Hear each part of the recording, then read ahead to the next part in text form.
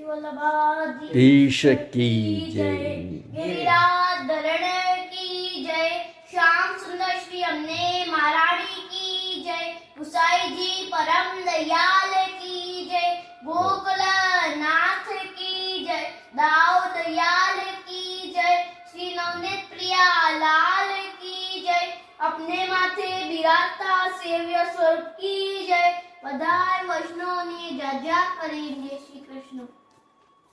જો આપણે અત્યારે ષોડશ ગ્રંથનું પાન કરીએ છીએ એમાં યમનાષ્ટક हम समांतर बैठक સમાંતર બેઠક છે। काले कृष्णा नदी ની બેઠક છે। હા, અને આજે પન્ના નૃસિંહજીની આવશે, એની પછી વાત કરું, બરાબર? તો એની પેલા વચનામૃતમાં એક સરસ પ્રસંગ સાંભળ્યો હતો એ કે એક જણો આમ જાતો હતો અને રાજાનો મેલ આવ્યો, તો રાજાનો મેલ જોયો, બધી ચકાચોંધ જોઈ, એને એમ થયું કે મને અહીં સેવા કરવા મળે કેવું સારું, અહીં નોકરી મળી જાય તો કેવું સારું।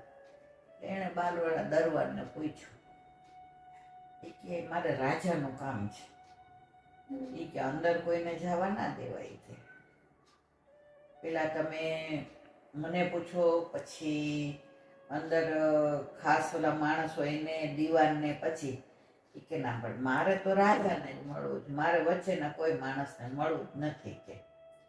હવે માથાકૂટ કરતો હતો ને ત્યાં રાજા ત્યાંથી ને રથમાં સવાર થઈને આવ્યો, એણે જોયું કે આ માણસ ઓલા દરવાન સાથે માથાકૂટ કરી રહ્યો છે, એણે પૂછ્યું શું છે તારે, તો કે મારે તમારું કામ છે, એટલે દરવાનને કે આવવા દો એના અંદર। મેળ પડી ગયો એનો તો, એટલે રાજા અંદર બેઠો એટલે ઓલો આવીને દંડવત કર્યા, હાથ જોડીને ઊભું રહ્યું। રાજા કે બોલ શું કામ છે, તો કે જો હું તો એક અદનો માનવી છું, હું તો સાવ જો કેવો ગરીબ માણસ છું, પણ મારે આપને ત્યાં ઈ કે નોકરી કરવી છે, કે તારે બાર દેખાડા કરવા માટે કરવી છે કે જો હું રાજાને ત્યાં નોકરી કરું છું, મારો વટ જુઓ, કે ખરેખર તારે સેવા કરવી છે, તો કે ના મારે નોકરી, મારે ખરેખર સેવા કરવી છે, તો કે હવે તારી પરીક્ષા લો, હું તને જે પ્રશ્ન પૂછું એ બરાબર હોય તો તને હું અહીંયા સેવા કરવા મારે રાજમાં રાખો, નહીંતર પછી જાઓ આગળ, પૂછો એ કે પ્રશ્ન, તમારો દાસ તો જવાબ આપવા તૈયાર છે। તો કે તને કેવા કપડા ગમે પહેરવા, સાંભળ, તો કે મને તો તમે જેવા આપો એવા ગમે, દાસને કોઈ દિવસ પસંદગી હોય જ નહીં, બેગર હેવ નો ચોઈસ, ભિખારી હોય ને એને ચોઈસ ન હોય, ઓલો માગવા વાળો આવે એમ કે રોટલી દાળ ભાત શાક આપજો, બટાકાની સૂકી ભાજી આપજો, છાશ આપજો, થોડો મોહનથાળ, એવું કહે શું કે જે હોય તે આપજો, બરાબર? આને કહેવાય એટલે બેગર સેવ નો ચોઈસ। તો પછી આણે કીધું કે મને તો જે તમે આપો ને એ મને ભાવશે। રાજા કે ઓહો, એ કે તને કેવા વસ્ત્રો પહેરવા ગમે, એ કે મને કેવા ગમે એવું નહીં, તમને જેવા ગમે ને એવા મને ગમે।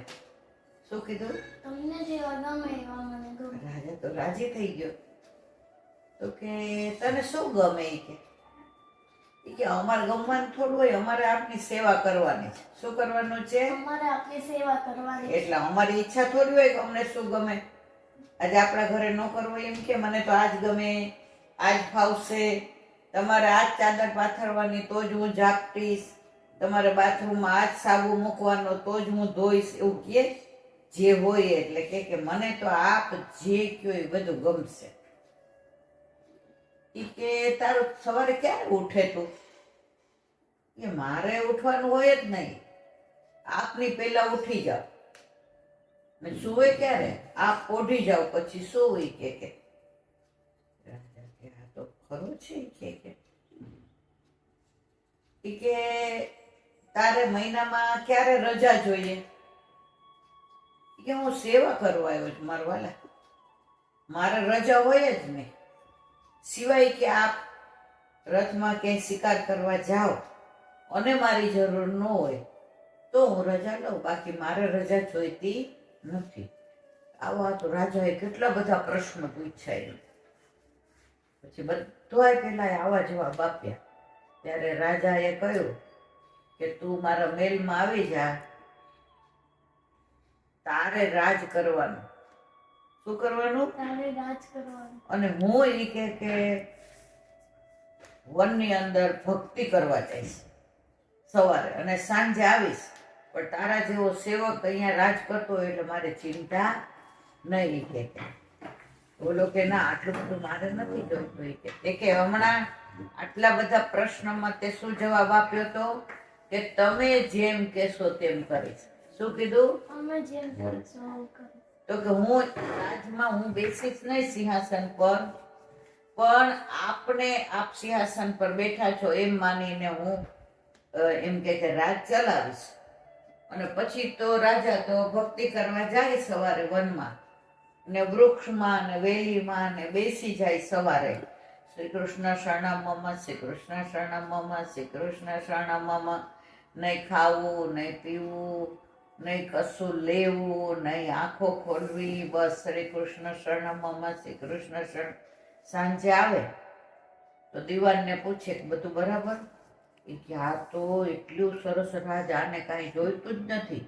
એ કે સવારે તમે જાઓ ને તમારી હારે જે ચા નાસ્તો કર્યો હોય, પછી સાંજે તમે આવો એટલે એ કે તમે અરોગી લ્યો, પછી એ કે જમે આવો તો માણસ નથી જોયો. કે એટલે રાજા તો પ્રસન્ન થઈ ગયો. એટલે રાજાએ કીધું કે જેવો માણસ હું શોધતો તો મારો ઉત્તરાધિકારી એવો જ મળી ગયો. તો જે કે આ રૂપક હતું. આપણે એ કે રખડતા ભાટકતા વલ્લભે આપણને શરણે લઈ લીધા. તો પછી આપણને પૂછ્યું તને શું ગમે? તો આપણા ઘરે ઠાકોરજી આવે તો આપણે કહીએ આપને ગમે એ. ક્યારે જાગીશ? આપની પહેલા. એટલે આપણે સવારે વહેલા જાગીને બધું કરીએ છીએ. હવે આ બધાનું પરિણામ શું આવ્યું કે આપણને એની જગ્યા આપી દીધી કે તું જે કરે એ બધું મારે કબૂલ મંજૂર. જો ત્રિલોકનો નાથ, દુનિયાનો, બરાબર? હવે આપણા ઘરે આવીને આપણને શું કીધું? રાજ આપી દીધું. તું જાગે ત્યારે હું જાગીશ, તું જે રસોઈ બનાવે એ હું અરોગીશ, તું પોઢાડે ત્યારે પોઢીશ, અને તારે ક્યાંય જવું હોય ને કોકના ઘરે જાપીજી કરીને પધરાવીશ તો હું જઈશ. પણ એક વસ્તુ લખી રાખજે, તારા વિના મને ગમશે નહીં. આપણે ઠાકોરજી તમે ગમે ત્યાં પધરાવો. હું તો કહું દીકરો જુદો રહેતો હોય ને એને ત્યાં પધરાવીને તો એને એટલો આનંદ નહીં, કારણ કે આપણા હેવાયા થઈ ગયા હોય. આપણા ઠાકોરજીને શું ભાવે, શું ગમે. હવે આપણે હાલતા ચાલતા ઠાકોરજી હારે વાતો કરતા હોઈએ. આ છોકરા ભાઈ આવીને કહેશે કે ઓહો આજે શ્રૃંગાર કર્યા હતા, આ મને કે આજ કઈ વિશેષ છે. એટલે એવા સુંદર આજે પેલા શ્રૃંગાર હતા. તો જો કેવા હેવાયા થઈ ગયા છે કે એ રાહ જુએ. હવે આપણને નાની શીખવાડ્યું છે તમે ક્યાંય જાઓ એટલે ઠાકોરજીને કઈ જવાનું, મારા વાલા જઈ આવું હું. એટલે રાહ જુએ ઠાકોરજી આપણી, અને એને પ્રતીતિ થાય કે હું સાક્ષાત છું, એટલે મારી આજ્ઞા લઈને જાય છે. હવે તમે એમને જતા રહો ઠાકોરજીને એમ થાય કે હું તને ઘરમાં નકામનો આવ્યો છું, અને પછી આવો એટલે શું કે મારા વાલા આવી ગયો છું. એટલે કે હા સાક્ષાત માને છે. બસ પ્રભુની એક જ પેલી છે કે તમે મને મૂર્તિ ન માનો. હું મૂર્તિ નથી. મૂર્તિ તો વલ્લભનો સ્પર્શ નહોતો થયો ત્યાં સુધી હું મૂર્તિ હતી. જો લો કાગળ હોય બજારમાં, પછી કલર જુદા હોય બજારમાં, પીછી હોય ત્યાં સુધી શું કહેવાય? કાગળ, પીછી, કલર. પણ એમાં ચિત્ર ડ્રો કરે પેલો પેઇન્ટર, અને પછી સ્વરૂપને પધરાવી દે, અને જેવું પુષ્ટ કરે વલ્લભનો સ્પર્શ થાય, પછી નથી રહેતો એ કાગળ, નથી રહેતી પીછી, કે નથી રહેતો કલર. સાક્ષાત પૂર્ણ પુરુષોત્તમ, અને તમને જતાવે જ છે, એ સાક્ષાત છે એની પ્રતીતિ કરાવે છે. પેલા ધોળકાના એક રાણી હતા, નામ હું ભૂલી ગઈ છું, ગોકુળનાથજીના વચનામૃતમાં આવે છે. તો એ રાણીની જે દાસી હતી ને આરાધ્ય, એ ત્યાં કામ કરવા જાય, પણ ત્યાં પાણી પીએ નહીં, અને સતત બોલે મનમાં શ્રી કૃષ્ણ શરણમમ, શ્રી કૃષ્ણ શરણમમ, શ્રી કૃષ્ણ શરણમમ. હવે રાણીને ઓલો રાજા હતો ને એ બહુ તામસી મગજનો હતો અને એની ઈચ્છા પ્રમાણે જ કરવાનું. જરાય આગું પાછું થાય ગમે ને ફાંસીએ ચડાવી દે, ગમે ને તલવાર મારી દે. પેલી રાણીને આની યાર બહુ મજા આવતી. જે ભક્ત હોય ને, જે વૈષ્ણવ હોય ને, એનો એક પ્રભાવ હોય, એની આભા હોય, એ કોઈના પ્રભાવમાં ના આવે. એને ગમે એટલું તમે કહો કે તને કરોડ રૂપિયા આપું અને મારે આના માટે ખોટું પોલીસની અંદર નિવેદન આપવાનું છે, તો એનો સાક્ષી બન, તને 50 લાખ આપો. વૈષ્ણવ કદી ન કરે એવું, કારણ વલ્લભનો દાસ છે. એને સતત મનમાં એવું થાય કે મારાથી આવું ન થાય, હું વૈષ્ણવ છું. તો આ રાણીને આની સાથે બહુ જ મજા આવે. એટલે પછી પૂછે ને તો જવાબ આપે, બાકી બોલે જ નહીં. શ્રી કૃષ્ણ કારણ કે પેટિયા માટે વ્યાવૃત્તિ કરતી હતી, પણ એને રસ રાણી કે રાજા કે રાજમાં નહોતો. પણ એમ કે મારી નોકરી છે એટલે હું મારી ફરજ બજાવું છું. તો એક દિવસ રાજા શિકાર કરવા ગયો. એટલે રાણીએ કીધું કે આ રાજા તો ક્યારે આવે, તું મારી જોડે હોઈ રે ને આજે. કે બોલીને તો પેટમાં ફાળ પડી. મારા ઘરે મારા ઠાકોરજી બિરાજે, નો સુઈ. એટલે કે રાણી કે મારા ઘરે મારાથી, તો આ તો રાણીની હઠ, સ્ત્રી હઠ, અને પાછું આ તો રાજ.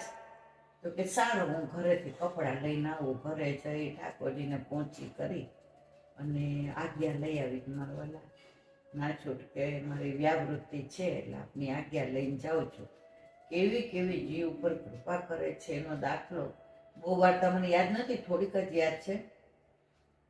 તો એ ત્યાં આવી પછી રાણી કે તું સાચું કે આખો દિવસ તું મનમાં શું બોલે છે? એ કે ના ના કાંઈ નહીં, કારણ કે આ તો ક્ષત્રિયો, આ તો બધા લોહીની ભૂમિવાળા, આ લોકોને આવું. પછી કે ના, રાણી કે મને રાજા આવો સ્વભાવ જરાય ગમતું નથી.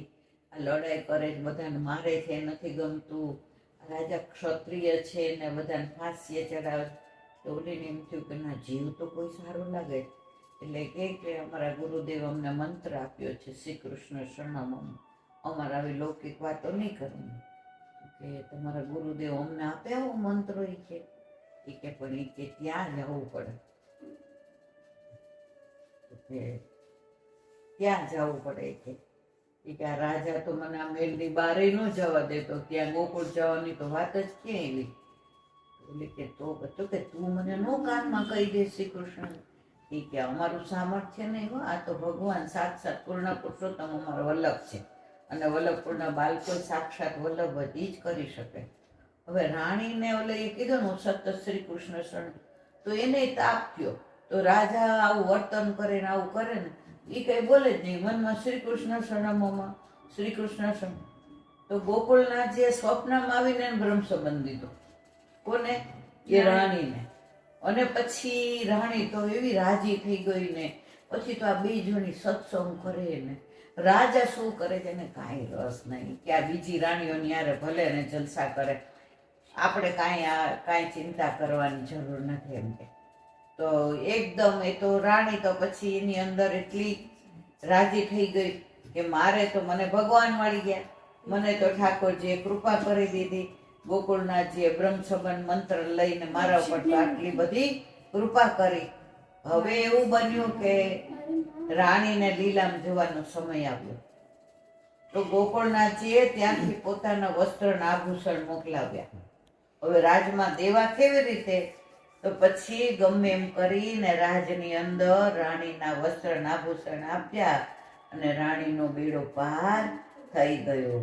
તો આવા વૈષ્ણવ હોય અને વલ્લભ એના પર કૃપા કર્યા વિના રહેતા નથી.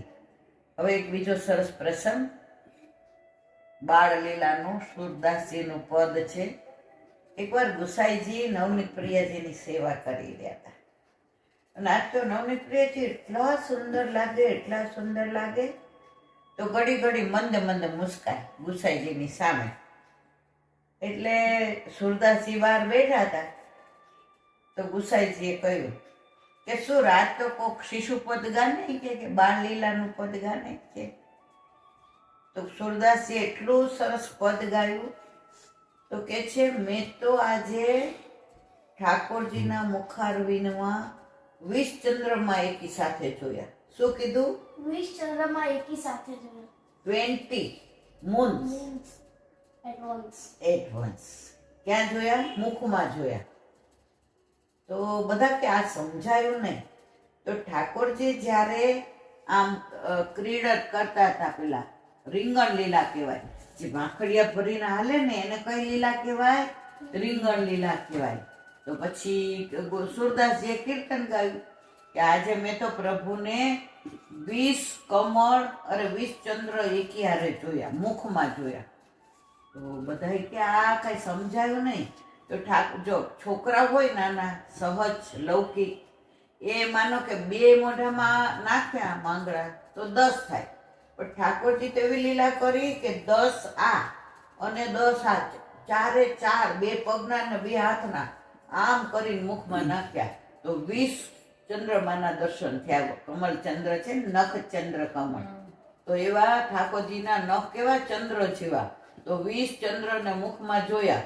21મું તો મુખ કમળ હતું. મુખ કમળ હતું ને, તો એ કે છે પછી જે મીન જેવી આંખો, આંખોને શેની ઉપમા આપી? માછલીની. તો કે છે આ ચંદ્રને જોયા તો માછલી તડફડવા માંડવી કે હવે મારું શું? તો માછલી આમ તરફડે ને તો આમ ચંચળ નેત્ર થતા હતા, એના દર્શન થયા. આવા દર્શન સુરદાસજીને નેત્ર નહોતા છતાંય થયા. ત્યારે ગુસાઈજી કહે છે કે સુર તેરે ભાગ્ય કી તો કહા સારા ના કરું. તો આવા તો કેટલી બધી આપણે તો એટલી અદ્ભુત લીલાઓ છે. 84-252 વાંચીએ, દર વખતે આપણને જુદો જુદો ભાવ આવે, દર વખતે આપણને જુદી જુદી લીલા દર્શન થાય. પણ આ ક્યારે? કે સતત ઠાકોરજીમાં આપણું ચિત્ત પ્રવણ હોય ત્યારે, વરના થાય નહીં. હવે આજે યમનાષ્ટકનું બોલો શ્યામ સુંદર શ્રી અંબે મહારાણી કી જય.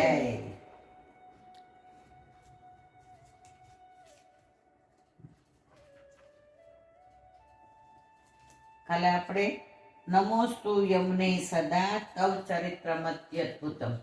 હવે ચરિત્ર કેટલું અદ્ભુત યમુનાજીનું. આજે મેં એક આ પુસ્તક એક વૈષ્ણવે લખ્યું છે, વાંચ્યું, તો એની અંદર એમણે કેવી પોતાનો મનોભાવ વ્યક્ત કર્યો કે યમુનાજીનું પ્રાગટ્ય આપણે બધી રીતે જોઈએ છે. ઠાકોરજી ડાબા વક્ષસ્થળમાંથી થયું.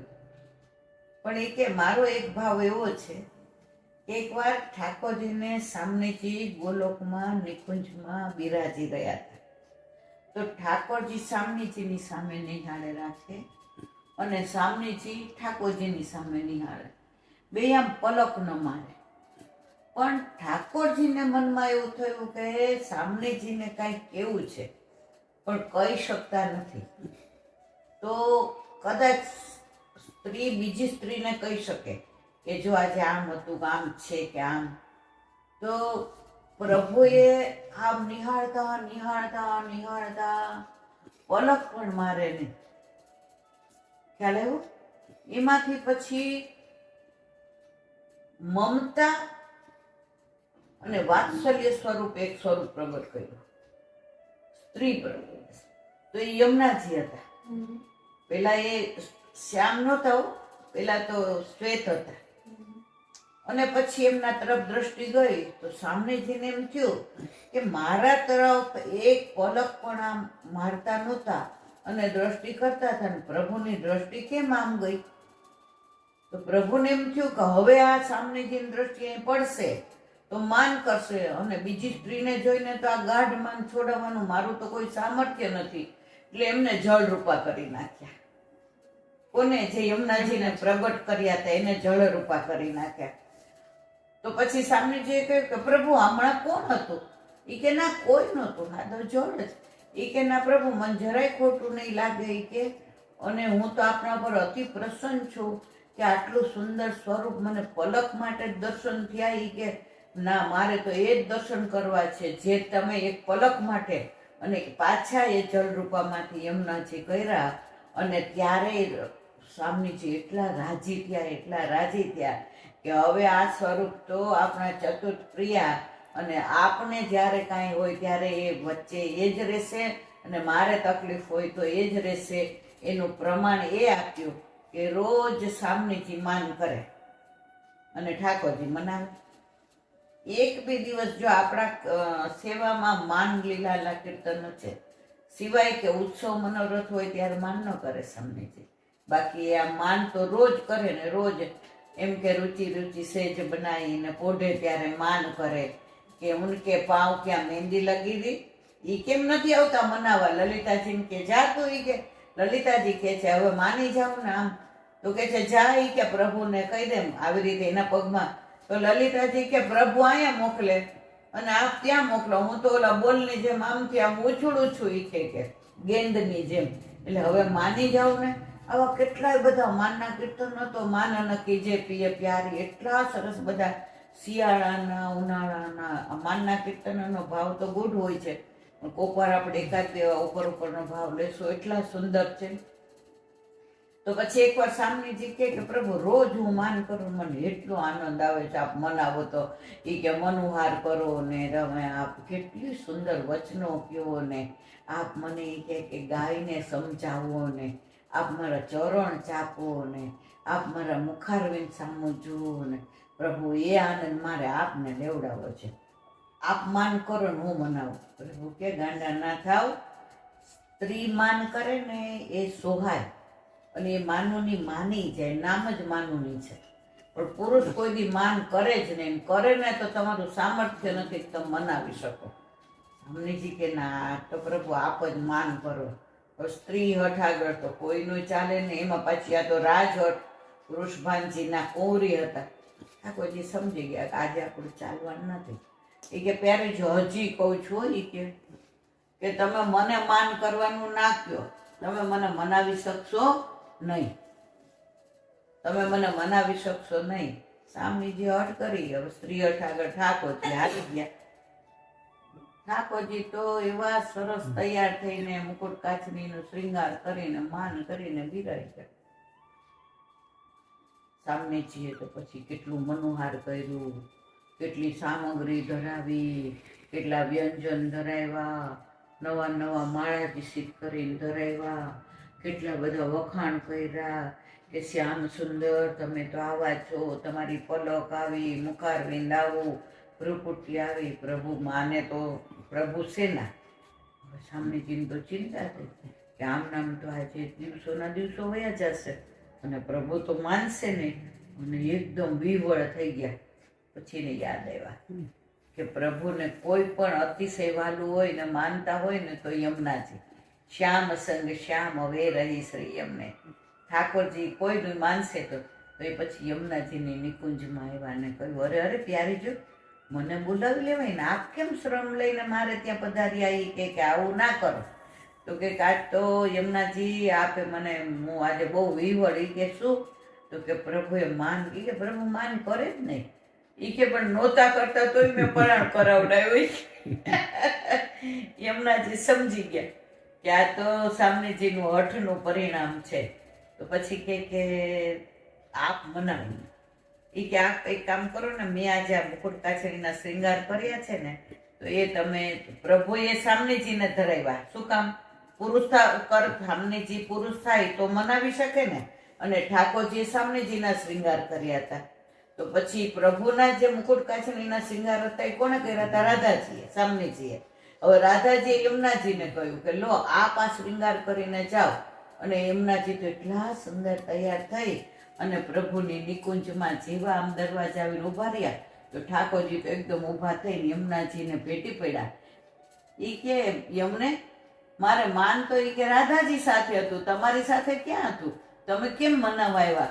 એ કે રાધાજી એટલા વિહવળ થઈ ગયા હતા પ્રભુ કે આટલું બધું માન ના કરો, મારા પ્યારીજીને શ્રમ પડે છે. તો કાકા એટલા સુંદર લાગો છો, એટલા સુંદર લાગો છો મહારાણીમાં, કે આ જે વસ્ત્ર આભૂષણ મુકુટ કાછડીનો શ્રૃંગાર ધારણ કર્યો છે ને, હવે કાયમ એ જ કરી રાખજો. ત્યારથી ચણિયા ચોળીના બદલે તમે જુઓ ને તો આપણે યમુનાજીને મુકુટ કાશ્મીરના શૃંગારમાં જ જોઈએ છે. એટલે જ કહેવાય છે કે યમુનાજીમાં ને ઠાકોરજીમાં કોઈ ભેદ જ નથી. તમારે પ્રભુને પ્રસન્ન કરવા હોય ને તમે યમુનાજીને પ્રસન્ન કરો એટલે પ્રભુ પ્રસન્ન થયા વિના રહે જ નહીં. જો રાધાજી સાથેનો આવું ગાઢવાન છોડાવી શકતા હોય તો આપણા ગમે એટલા કરોડો વર્ષોના, કરોડો જન્મના, કરોડો યોનિના દોષ હશે તો યમુનાજી જ્યારે પ્રભુને કહેશે ત્યારે એ છોડાવ્યા વિના રહેશે નહીં. અદ્ભુત આવા કેટલાય અદ્ભુત એમના ચરિત્રો યમુનાજીના. પેલી મણીની વાત તને ખબર છે? અકબર મણી લઈને આવ્યો હતો, તને ખબર છે? અહીંયા આપણે નથી કરી મને લાગે. વૈષ્ણવ બધા જાણતા હોય પણ આ તો ગૃહ સત્સંગ છે. એકવાર અકબર ગુસાઈજીને બહુ માન કરતો. ગુસાઈજીને પછી આ ગુસાઈ એમણે જ આપી હતી કે ગૌરક્ષાના પ્રતિપાલ. કોણ? ગુસાઈજી.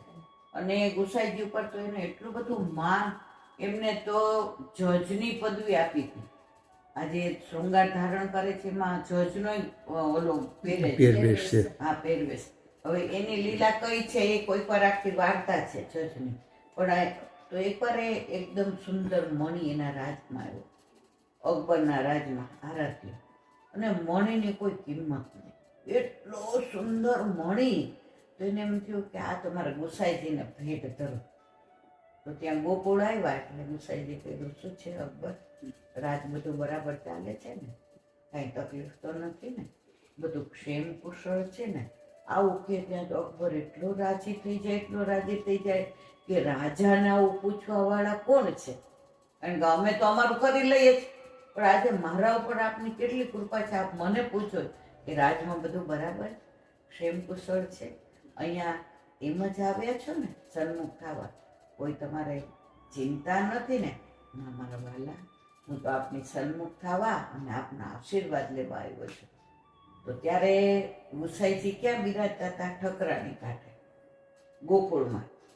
તો પછી કે જરાજ આ એક મણી ભેટ કરવા લાવ્યો છે. ગુસાઈજી કે ધરી દો, સ્પર્શ ન કર્યો. અકબરે કહ્યું કે અહીંયા પધરાવ. એ કે હા પધરાવી દો. પછી ગુસાઈજીએ પૂછ્યું, આ મણી મને જ ભેટ ધર્યો છે? એ કે હા. એટલે હવે મારો જ ને આ મણી તો? એટલે કે હા મારું વાલા, આપના માટે જ લાવ્યો છું. યાદ આવ્યું તને? તને યાદ આવ્યું? એ કે આપના માટે જ લાવ્યો છું. એ કેમ નહીં? પછી કે તને એમ થાય નહીં તમને? એટલે મણી ઉપર હવે તમારો કોઈ અધિકાર નહીં ને? એ કે ના. એ કે મણીનું મારે જે કરવું હોય તે કરું ને? હા મારા વાલા, જે કરવું હોય તે કરો. મણી મેં આપને ભેટવા આપ્યો. આવો ઉત્તમ મણી મારા રાજમાં છે જ નહીં, અને આવા ઉત્તમ ગુરુ દુનિયામાં નથી. અને મને તો આપ ઉપર એટલો પ્રેમ છે કે ઉત્તમ વસ્તુ આવે એટલે મને એમ થાય કે પેલા આપને સન્મુખ થઈને ધરું. એટલે હું તો આપના માટે જ લાવ્યો છું.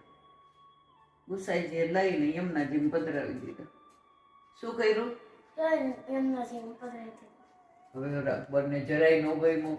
ભાઈ હતો તો રાજા, એનો જીવ તો મણી. મનમાં ત્યારે રે નહોતો રાખવો તો પાછો દઈ દેવો તો.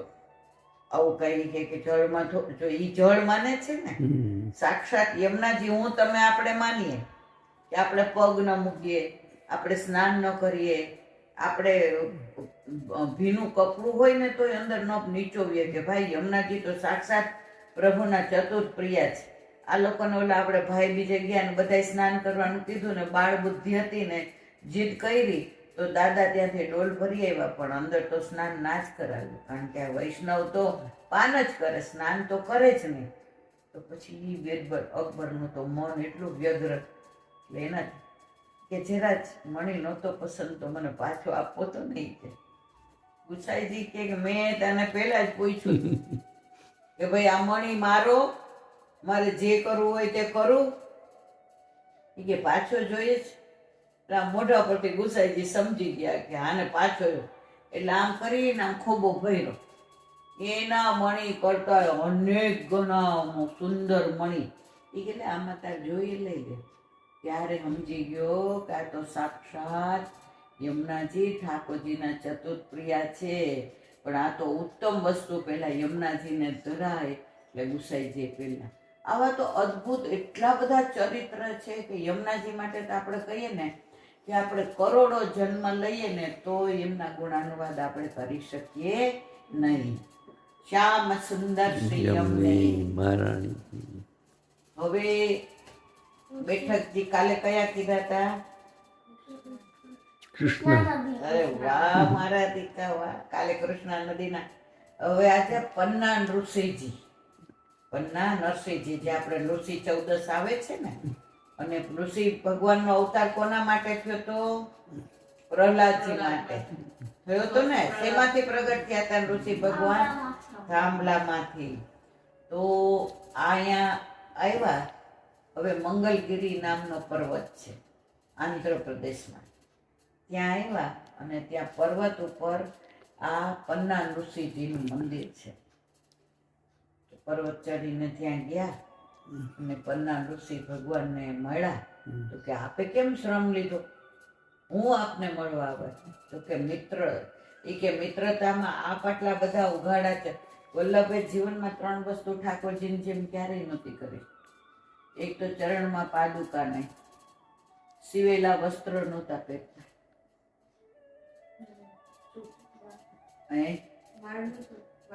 વાણીની. એટલે જે ઠાકોરજી કરતા હતા એ જ બધું વલ્લભે પહેર્યું હતું. અને વલ્લભનું એક જો ઠાકોરજીએ ખાલી બ્રજને જ ઉઘાડા ચરણે સનાથ કર્યું. પછી દ્વારકાધીશ ને મથુરાધીશ બન્યા ત્યારે તો ચરણમાં મોજડ કરતા હતા. ત્યારે પૃથ્વીએ ઠાકોરજીને કહ્યું કે આપે મને અન્યાય કર્યો મારવાલા.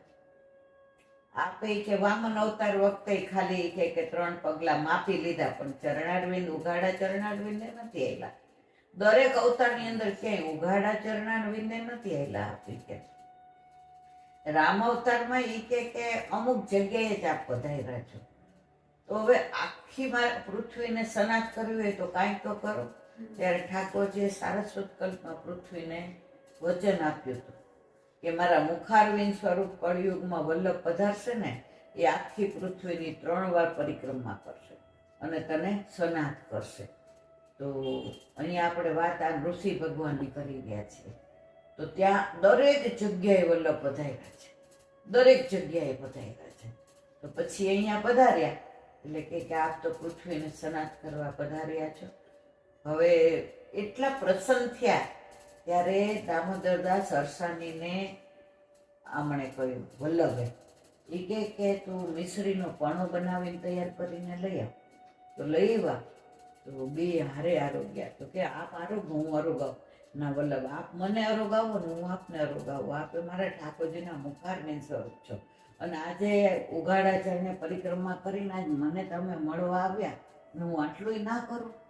તો કે પછી આવ્યા એટલે કે વલ્લભ અહીંયા ભાગવત પારાયણ કરજો, બધાને સંભળાવો છો. તો મારે આપ તો વાકપતિ છો, ઠાકોરજીના મુખારવિંદ રૂપ છો, તો આપના મુખારવિંદથી મારે ગુણાનુવાદ સાંભળવા છે.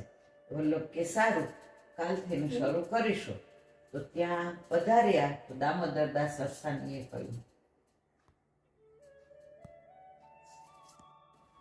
એ કે આ પણો કેમ ધર્યો મિશ્રીનો? મિશ્રી હોય ને ઉનાળામાં ગરમી થાય એટલે આપણે કરીએ છીએ ને મિશ્રી, ગુલાબ જળ, ઇલાયચી, જળ, એનો પણો કરીને ઠાકોરજીને ધરાવીએ તો ગ્રીષ્મ ઋતુની અંદર સાતા થાય, શીતળતા મળે મારા વાલાને. તો કે આ પણાની લીલા ન સમજાણી મારા વાલા. એ કે ઋષિ ભગવાને જ્યારે ઋષિ અવતાર ધારણ કર્યો ને તો કેટલા આમ ગુસ્સામાં હતા. એમની જીભ બહાર આવી ગઈ હતી ને નખથી ઓલાને ફાડી ખાધો ને એટલા બધા ગુસ્સામાં તેમને શાંત કરવા માટે આ પણો ધર્યો હતો. તો આ પણ પન્ના ઋષિજી છે એટલે એમને ત્યારનો આ પણો અતિ પ્રિય છે. એટલા માટે થઈને આપણે આ પણો ધર્યો અને 7 દિવસ સુધી પારાયણ કર્યું છોકરના વૃક્ષ નીચે. અને રોજ પન્ના ઋષિજી ભાગવત સાંભળવા આવતા અને એટલા પ્રસન્ન થતા. ને વલ્લભના આ બેઠકજી ગુપ્ત છે, પણ જ્યારે બધા વૈષ્ણવો જાય તો મંગળગીરી પર્વત ઉપર પન્ના ઋષિજીને દર્શન કરવા જાય તો ત્યાં ક્યાં એકાંતવાસમાં ઝારીજી ભરે અને વલ્લભની ભાવના કરે. ત્યાંથી ને વલ્લભ અગ્રહાર મામાના ઘરે આવ્યા અને પછી બધાને માતાને ને મામાને મળ્યા અને પછી આગળ ની લીલા કાલે આવશે એ આપણે કાલે આગળ વાત કરીશું. આ મારા વલ્લભની વાણી અને બોલો વાણી. બોલો વલ્લભાધીશ કી જય. શ્રીમદ ભાગવત અને મારા ગુરુદેવને દંડવત પ્રણામ કરું છું. चंद्र सरोवर पे सूरदास जी के द्वार पे मेरा दंडवत प्रणाम. सुब्बी कुंड पे परमानंद दास जी के द्वार पे मेरा दंडवत प्रणाम. जमुनावता पे संकर्षण कुंड पे कुंभन दास जी के द्वार पे मेरा दंडवत प्रणाम. बिच्छू कुंड पे कृष्णदास जी के द्वार पे मेरा दंडवत प्रणाम. कदम खंडी पे गोविंद स्वामी के द्वार पे मेरा दंडवत प्रणाम. अप्सरा कुंड पे चित्त स्वामी के द्वार पे मेरा दंडवत प्रणाम. मानसी गंगा पे नंददास जी के द्वार पे मेरा दंडवत प्रणाम. रुद्र कुंड पे चत्रभुज दास के द्वार पे मेरा दंडवत प्रणाम. ब्रज विलास ब्रजनी गोपिकाओनी मारा दंडवत प्रणाम.